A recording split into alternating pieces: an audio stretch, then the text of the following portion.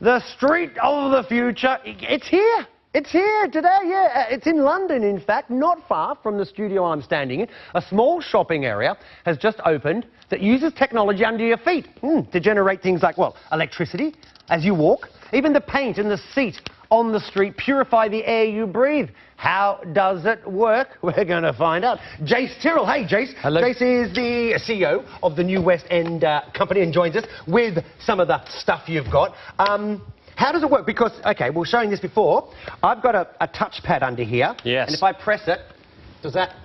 Look at that. That lights up. This is what... Is this what goes under the pavement? Totally. So Bird Street, round the corner from here, you're walking down there. We are powering the entire street, the bird sounds, like we've done there, through kinetic energy. People walking over it, and it's powering all electricity in that street. And it just creates the whole of the electricity. And I mean, storage-wise, we always say that's an issue. So it just gets stored in... It's underneath, so literally underneath the pavement, very easy to access, and it's great. It's powering the floor. You don't see these, right, do you, people? Because this looks like a landmine. I hate to... It does look like that, and you don't. And people are jumping on it. It's a bit bouncy, actually, which is great for the kids as well. So. And we talk about paint. I mean, that's fascinating. This is fascinating. You've got paint that cleans our air? Absolutely right. So Bird Street, the whole concept is sustainable energy, better air quality, and also innovation. This fantastic product, Air Light, we found this in parts of Europe. They were using it. You literally put it on buildings, on any surfaces. It sucks out the pollutants. So about 88% of the pollutants are sucked out in the air,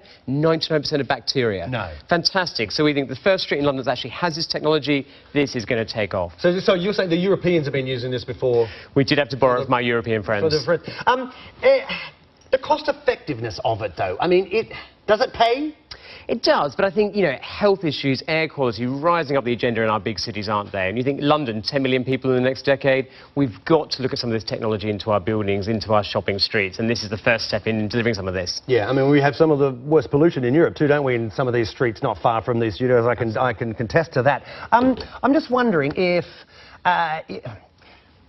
does this take off? I mean, we've got one area, you're highlighting it, of course. Yes. And then you hope to sprint it out other parts of the West End, because that's what we're talking about, right? Completely. And you think somewhere like the West End, 200 million people, we've got lots of side streets that people aren't using, but actually we think we've got to step the way in some of this technology, and I hope we'll have another 10 Bird Streets in the next year, and actually thinking about how we could power, imagine all of Oxford Street powered by kinetic energy. And the other one, can you just tell me, I mean, you have data sensors, right? So just very quick, it tells you about the footfall, which is important for retail. Absolutely right, and we need to understand our customer, or how they're trending, and also how long they're staying in these areas. So very valuable data. Short and sweet, but Jace Tyrrel, good luck with it. I'm going to come and check it out later on. You stay there. We'll come back and talk.